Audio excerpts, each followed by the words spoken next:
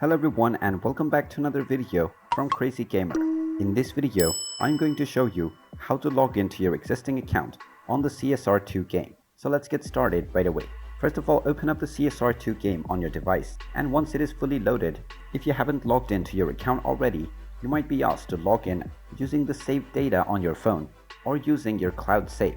You can tap on either one of these options by tapping on the choose button, and you will be asked whether you are sure that you want to use the game service in order to restore your previous save. Tap on the yes button, and this will continue forth with logging you into your account using either your cloud save or your local device save data. Just wait for a while until the loading is completed, and you will be logged into your account and taken back into the main menu, from which you can directly start enjoying your CSR2 game right away. And there you have it. That is how you can log into your existing account on the CSR2 Racing game.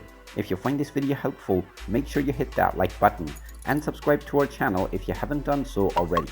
Also ring that notification bell to never miss another update from us. Thank you for watching, and I will see you again in the next video.